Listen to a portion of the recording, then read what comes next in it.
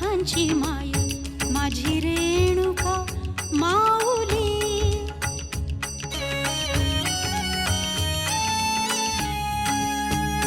हाती सरशी खाई खाई वेगे धावतची पायी वेगे धावतची पायी माझी रेणुका माऊली।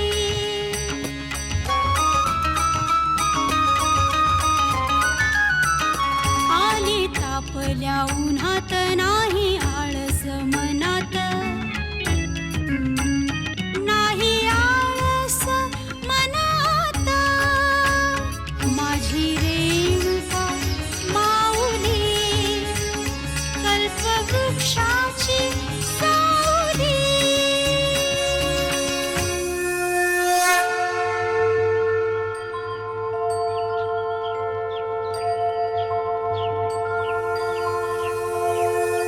कोणतीही व्यक्ती ही जन्मापासून महान नसते। त्या व्यक्तीचे विचार, तिचे कार्य, लोकांप्रती असलेले प्रेम आणि कर्तव्यनिष्ठता त्या व्यक्तीला महान बनवत असते। रेणुका माता दुर्गे मातेच्या अंश होत्या, परंतु त्या सामान्य मनुष्य जरी असत्या तरी त्यांचे विचार इतके महान होते। ऋषींसारखे त्यांची विचारसरणी ही सर्वांना समान समजण्यासारखी होती।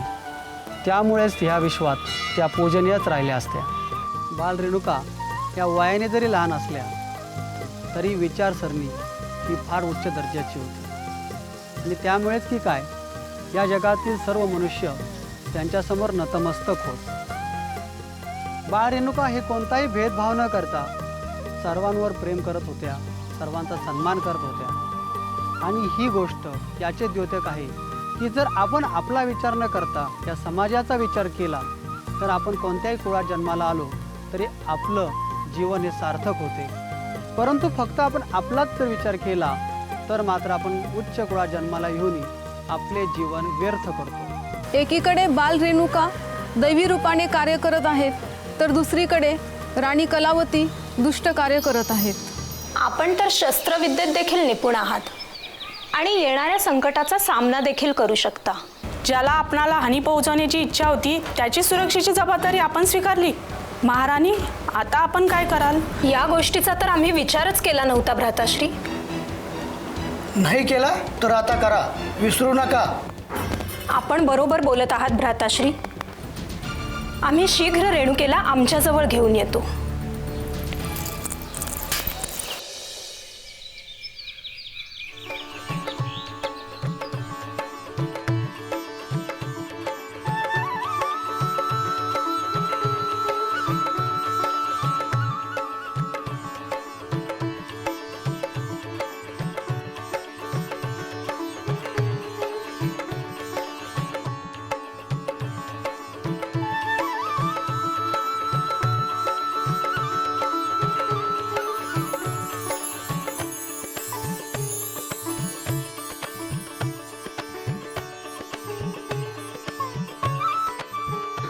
कृपया आपण सर्वांनी भोजनास प्रारंभ करावे।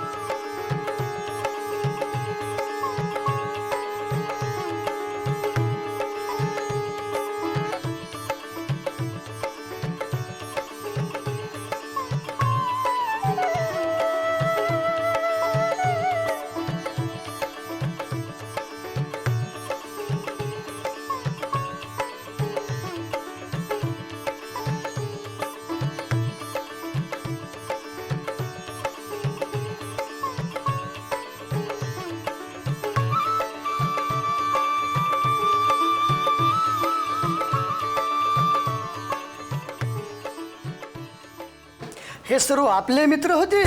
हो मामाश्री। इतके मोठे, पण यांच्यापैकी तर कोणीही आपल्या वयाचे नव्हते।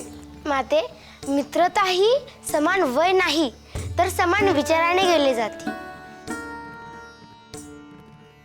अर्थात म्हणजे यांनी सुद्धा दुसऱ्यांचे कष्ट समजण्यासाठी उपवास केला होता। कदाचित नाही ते पण आमच्यासारखे दुसऱ्यांची सहाय्यता करतात, चांगले कर्म करतात आणि कोणालाही कष्ट देत नाही. असे हो माते, त्यांच्यामधलाच एक असा व्यक्ती आहे ज्यांनी गोमातेच्या पालन पोषणाची जबाबदारी घेतली आहे. जेव्हा गावातल्या लोकांनी वृद्ध झालेल्या गोमातेला वनात सोडले होते, त्यांच्यातून अजून एक व्यक्ती आहे जो वृक्षारोपण करतो. जिथे त्यांना मोकळी जागा मिळते ते तिथे एक वृक्ष लावतात.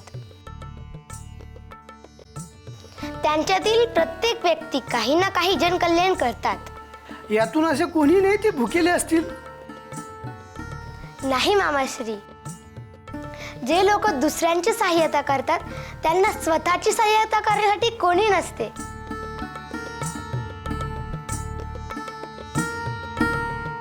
यांच्यात न कोणी परिवार आहे न कोणी सेवक. यांना स्वतःसाठी भोजन करण्यासाठी देखील वेळ मिळत नाही.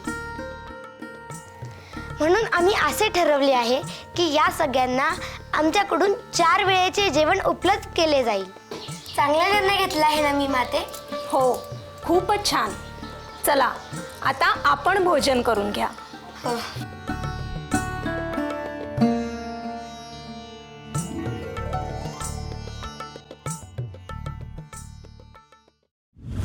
कन्येच्या स्नेहामध्ये आपण कोणत्याच गोष्टीवर लक्ष देत नाही.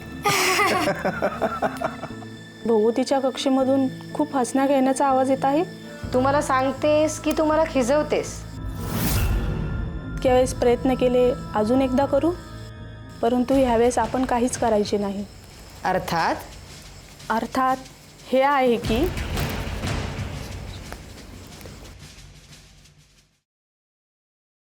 Brain power software company.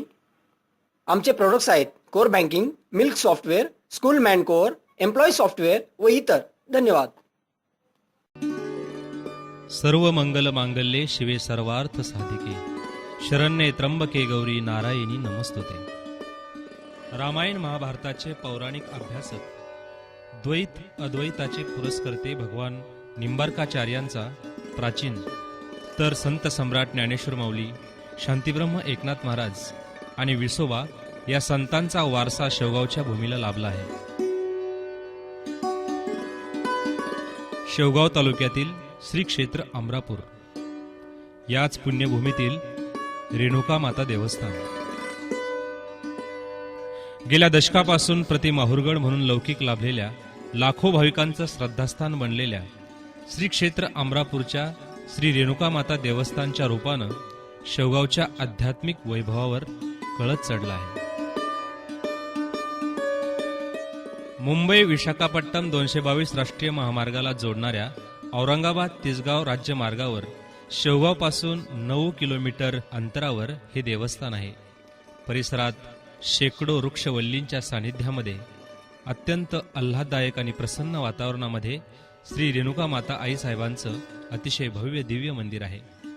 1100 चौरस फुटाचा प्रसन्न गाभारा तर 30 बाय 90 फुटाचा भव्य सभामंडप आहे.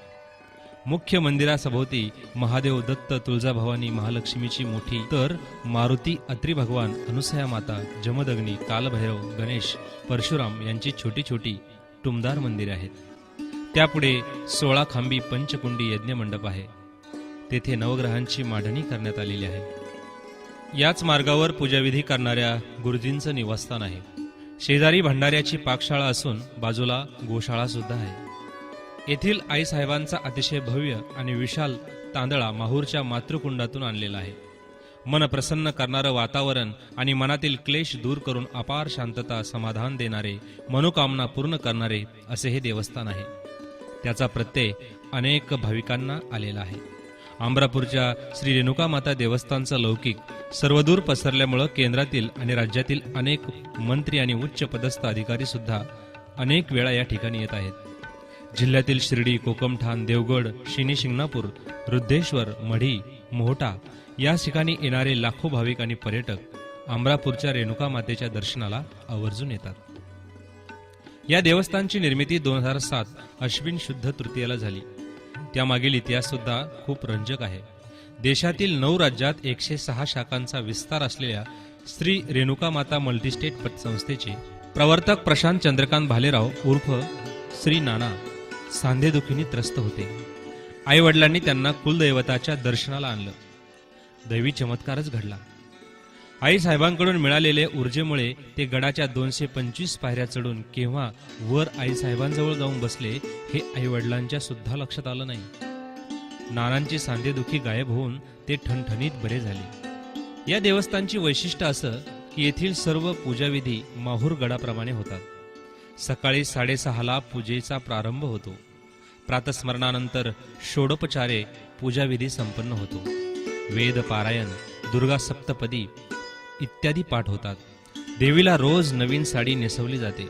रोज सकाळी 11:25 पुरणपोळीचा नैवेद्य दिला जातो आणि त्यानंतर आरती होते. दुपारी 12 ते 5 विश्रांतीची वेळ असते. सायंकाळी 6 वाजता देवी स्तोत्रांचं पठण आणि 6:30 सायंकाळची आरती होते. देवीची पंचपदी म्हणजे जोगवा, अभंग, अष्टके याद्वारे देवीची दृष्ट काढली जाते आणि रात्री 7:15 वाजता परशुरामाचा पाळणा, आईची शेज आरती आणि दुधाचा नैवेद्य आणि 5 पानांचा विडा दिला जातो. दर पौर्णिमेला नवचंडी यज्ञ, गुरुचरित्र पारायण आणि भाविकांसाठी महाप्रसादाची व्यवस्था केली जाते. नवरात्रोत्सव, विजयादशमी, चैत्र पाडवा, नागपंचमी, कोजागिरी, पोळा, मकर संक्रांत, होळी, दिवाळी, पाडवा आणि लक्ष्मीपूजन आदी सोहळा आयोजित केला जातो.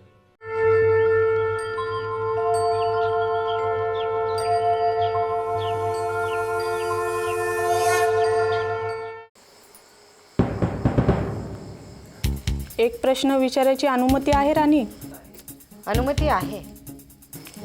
जेव्हापासून रेणुका मोठी झाली तेव्हापासून भोवतीच्या कक्षेमधून खूप हसण्या खेळण्याचा आवाज येत आहे. मग तर काय, मी फक्त आपणास सांगत आहे. तुम्हाला सांगतेस की तुम्हाला खिजवतेस? की राणी भोगवतीच्या कक्षातून जो आवाज येत आहे तो आमच्याही कक्षातून यावा? बुद्धिमान लोकांना समजण्यासाठी संकेत खूप असतो. मी कसली बुद्धिमान? मी जर बुद्धिमान असते तर बाळ रेणुकेला हानी पोचून त्याचा सर्व आळ राणी भोगवतीवर टाकला असता. राजाच्या नजरेत भोगवतीचा मान कमी केला असता व राजे आमच्या कक्षात भोगवतीला सोडून आले असते. आपण आपल्याकडून खूप प्रयत्न केले परंतु प्रत्येक वेळी असफल झालो आहोत. जेव्हा रेणुका बालावस्थेत होत्या तेव्हा त्यांना वनात सोडण्याचा प्रयत्न केला होता, परंतु बाल रेणुका उठल्याच नाहीत.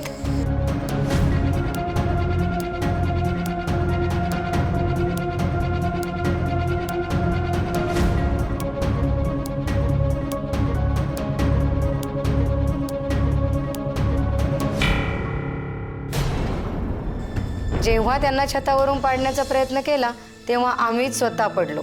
आजपर्यंत पाठ दुखत आहे. अपयश ही यशाची पहिली पायरी आहे राणी. इतक्या वेळेस प्रयत्न केले, अजून एकदा करू. परंतु ह्यावेळेस आपण काहीच करायचे नाही. अर्थात हे आहे की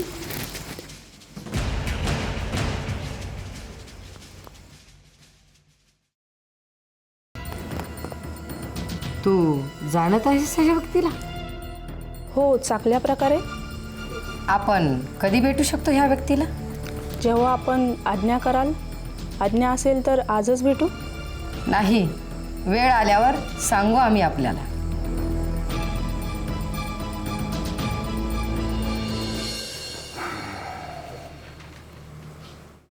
पिताश्री, दूध. अरे रेणुका, आपण दूध आणण्याची काहीच गरज नव्हती. हे काम तर सेवकांचं किंवा आपल्या मातोश्रींचं आहे. पिताश्री, सेवक तर आपली सेवा करतातच ना, आणि मातेने पण आपले पूर्ण जीवन आपली सेवा करण्यामध्येच व्यतीत केले आहे. आता आम्ही पण मोठे झालो आहोत, आम्हाला पण आपल्या सेवेचे कर्तव्य करू द्या. ईश्वर कधी भक्तांची सेवा करत नाहीत, ते त्यांना फक्त आशीर्वाद देतात. आपण ईश्वरी स्वरूप आहात. आपण आमची सेवा नाही करायची, आम्ही आपली सेवा करायची. काय झालं? आम्ही काही अनुचित बोललो का रेणुका? नाही पिताश्री, परंतु आम्हाला देवस्वरूप किंवा ईश्वर स्वरूप म्हणलेलं आवडत नाही. आम्हाला सन्मान किंवा स्नेह फक्त आम्ही दैवी स्वरूप आहो म्हणून मिळावे हे आम्हाला आवडत नाही, तर आम्हाला स्नेह आणि सन्मान सर्वजणांच्या मनापासून मिळावे असं आम्हाला वाटते. आम्ही यज्ञकुंडातून अवतरित झालो आहोत म्हणून असे बोलतात ना, हो ना पिताश्री? हे बघ रेणुके, जगात 3 प्रकारचे लोक असतात.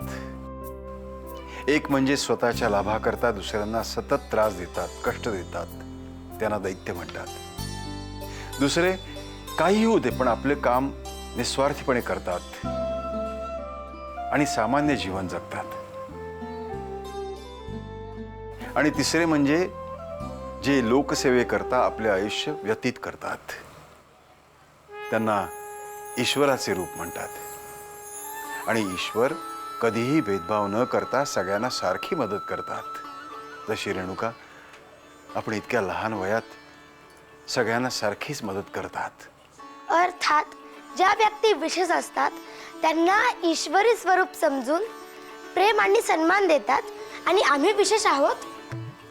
आपण फक्त विशेष नाही, आपण खास विशेष आहात. का नाही असणार?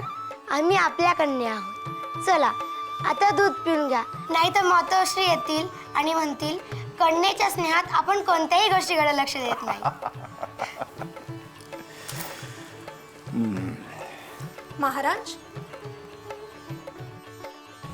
महाराज आपण अजून दूध प्यायला नाहीत. आपण पण ना महाराज, कन्येच्या स्नेहामध्ये आपण कोणत्याच गोष्टीवर लक्ष देत नाही. एका नगरामध्ये एक राजा होता. मात्र राजाची नको, ती आम्हाला माहीत आहे.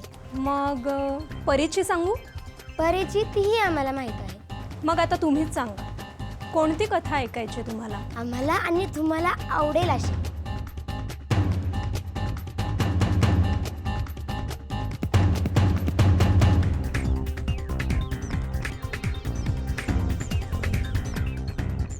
साई कलेक्शन आमच्याकडे shooting shirting, formal casual shirt तसेच स्त्रियांचे सौंदर्य फुलवणारे ब्रँडेड पैठणी, ब्रासो कॉटन सिल्क साडी सुद्धा मिळेल. मुलींसाठी व मुलांसाठी सर्व प्रकारचे किड्स वेअर मिळतील. आमचा पत्ता Sai collection, shop number 6, Ronak centre, Vistabag चौक, पाईपलाईन रोड, अहमदनगर. धन्यवाद. Shri Renuka Mata multistate cooperative urban credit society limited, Ahmednagar. Maharashtra, Gujarat, Chhattisgarh, Delhi, Karnataka, Madhya Pradesh, Andhra Pradesh, Tamil Nadu अशा 8 राज्यांमध्ये 103 शाखा कार्यरत. संस्थेची वैशिष्ट्ये: ग्राहकांसाठी 365 दिवस सकाळी 9 ते रात्री 9 पर्यंत अविरत सेवा. भारतातील प्रमुख शहरांवरील डीडी सेवा फक्त 5 पैशात.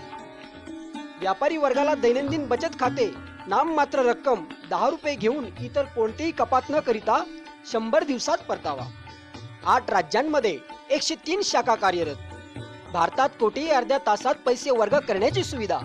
भारतात कोठेही पैसे स्वीकारण्याची सुविधा. ई बँकिंग सुविधा, फोन बँकिंग व SMS बँकिंग सुविधा देखील उपलब्ध.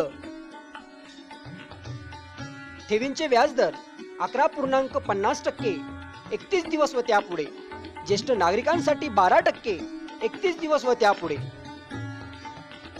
संपर्कासाठी पत्ता Shri Renuka Mata multistate cooperative urban credit society limited, Ahmednagar.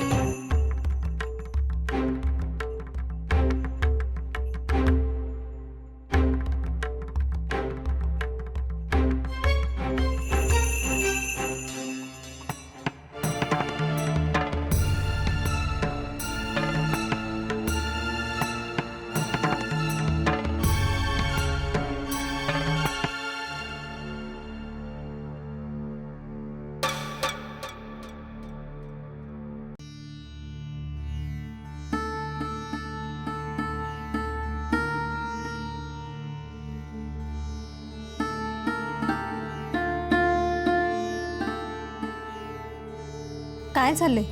झोप येत नाही? माते आम्हाला अजिबात करमत नाही. का?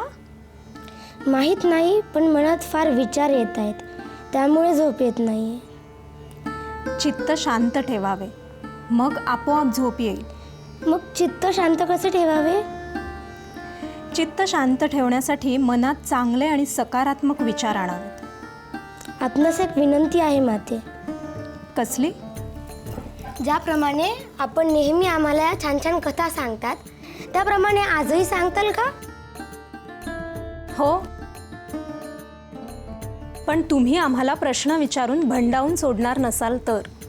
नाही माते, नाही विचारणार प्रश्न, तुम्ही सांगा. बर, ऐका तर मग. एका नगरामध्ये एक राजा होता. माते राजाची नको, ती आम्हाला माहीत आहे. मग परीची सांगू? परीची तीही आम्हाला माहीत आहे.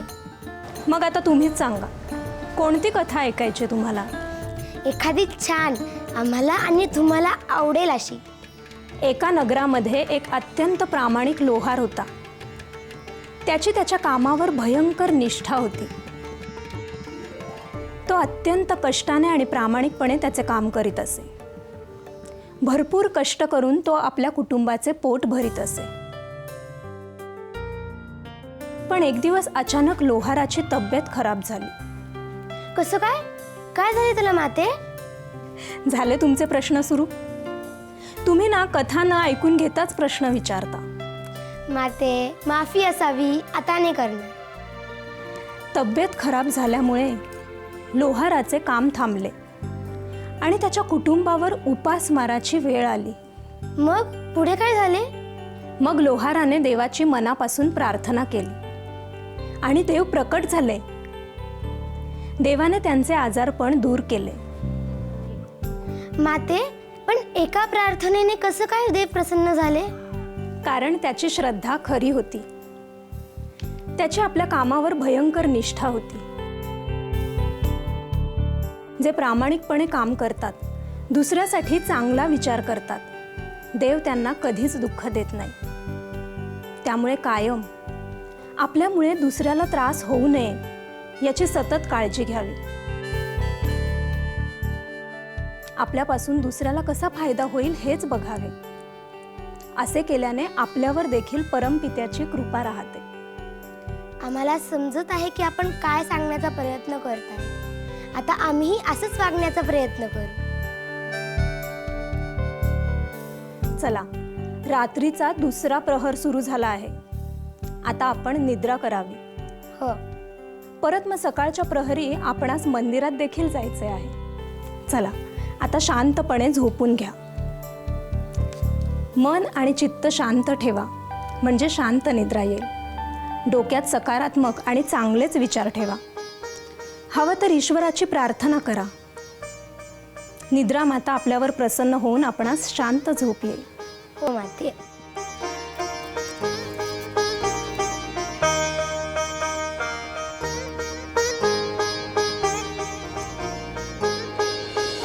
महाराणी, आपणास ज्ञात असेल की आपण एका गारुड्यास भेटलो होतो. दासी, तात्काळ त्या गारुड्यास बोलवा. आपल्या आज्ञेनुसार त्यांना घेऊन आले आहे. तुम्हाला जे काही काम सांगितले आहे ते नीट समजले आहे ना? विश्वास ठेवा, मी दिलेला शब्द पाळेल. हा सर्प अतिशय विषारी आहे. याने चावलेला माणूस अथवा प्राणी तात्काळ प्राणत्याग करतो. आपल्या दुग्ध व्यवसायाच्या विकासासाठी 100% नैसर्गिक रसमलाई सरकी पेंड, Vaibhav oil industries, MIDC Jintur. Shri Renuka Mata multistate cooperative urban credit society limited, Ahmednagar. Maharashtra, Gujarat, Chhattisgarh, Delhi, Karnataka, Madhya Pradesh, Andhra Pradesh, Tamil Nadu अशा 8 राज्यांमध्ये 103 शाखा कार्यरत. संस्थेची वैशिष्ट्ये: ग्राहकांसाठी 365 दिवस सकाळी 9 ते रात्री 9 पर्यंत अविरत सेवा. भारतातील प्रमुख शहरांवरील DD सेवा फक्त 5 पैशात. व्यापारी वर्गाला दैनंदिन बचत खाते, नाममात्र रक्कम 10 रुपये घेऊन इतर कोणतेही कपात न करिता 100 दिवसात परतावा. 8 राज्यांमध्ये 103 शाखा कार्यरत. भारतात कोठेही अर्ध्या तासात पैसे वर्ग करण्याची सुविधा. भारतात कोठेही पैसे स्वीकारण्याची सुविधा, ई बँकिंग सुविधा, फोन बँकिंग व SMS बँकिंग सुविधा देखील उपलब्ध. ठेवींचे व्याजदर 11.50%, 31 दिवस व त्यापुढे. ज्येष्ठ नागरिकांसाठी 12%, 31 दिवस व त्यापुढे. नांदेवालीकर सराफ आमच्याकडे सोने व चांदीचे दागिने ऑर्डरप्रमाणे तयार करून मिळतील. आमचा पत्ता नवी पेठ पाथर्डी, जिल्हा अहमदनगर.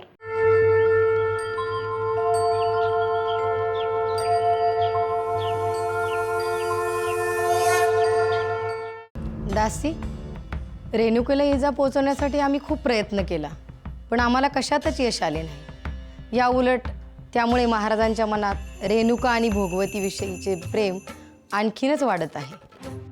हे जर असेच चालू राहिले तर एक दिवस असा येईल की महालातील आमचे अस्तित्व नष्ट होईल. आम्ही असे काय करावे जेणेकरून महाराजांच्या मनात आमच्याविषयी प्रेम वाढेल आणि त्याबरोबर रेणुकेसही हानी पोचेल? महाराणी, अभय असेल तर एक सुचू का? बोल, निसंकोच बोल. महाराणी, आपणास ज्ञात असेल की आपण एका गारुड्यास भेटलो होतो. आपली आज्ञा असेल तर? अरे हो, खरंच की. आम्ही ती गोष्ट तर विसरूनच गेलो होतो. दासी, तात्काळ त्या गारुड्यास बोलवा, आमच्या समोर हजर करावे. जशी आज्ञा महाराणी.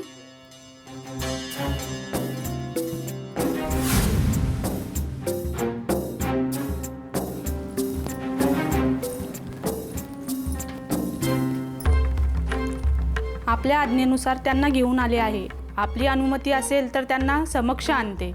अवश्य. या सामान्य गारुड्याचा मुजरा स्वीकार करावा. तुम्हाला जे काही काम सांगितले आहे ते नीट समजले आहे ना? यांनी मला कल्पना दिली आहे. हे केवळ काम नव्हे, ती खूप मोठी जबाबदारी आहे तुमच्यावर. आपला शब्द आमच्यासाठी प्रमाण आहे. यात कुठल्याही प्रकारची चूक होता कामा नये. विश्वास ठेवा, मी दिलेला शब्द पाळेल. तुमच्यावर विश्वास आहे म्हणूनच तुम्हाला बोलवण्यात आलेले आहे. पण मला एक गोष्ट सांगा की हा जो सर्प तुम्ही आणलेला आहे तो विषारी आहे ना? हा सर्प सर्वसिद्धीने मंत्रलेला आहे. ज्या व्यक्तीवर हा घात करायचा आहे त्या व्यक्तीच्या नावाचा मंत्रोच्चार करून या सर्पावर टाकल्यास हा सर्प त्याच व्यक्तीला जाऊन चावतो. हा सर्प अतिशय विषारी आहे. याने चावलेला माणूस अथवा प्राणी तात्काळ प्राणत्याग करतो. त्याची जिवंत राहण्याची शक्यताच नसते. ठीक आहे. हे कार्य तुम्ही योग्य रीतीने पार पाडावेत तर तुम्हाला योग्य ते बक्षीस दिले जाईल. पण लक्षात ठेवा, या कार्यामध्ये जर काही चूक झाली ना, त्याचे परिणाम अत्यंत गंभीर होतील. आज तिचे प्राण जर हा सर्प घेऊ शकला नाही तर तुमच्या प्राणाची शाश्वती नाही. खात्री बाळगावी, आपण दिलेले कार्य पूर्णत्वास जाण्यासाठी आम्ही कटिबद्ध आहोत. दासी, यांना पूर्ण महाल दाखवा आणि सांगितलेल्या कार्याबद्दल नीट समजावून सांगा.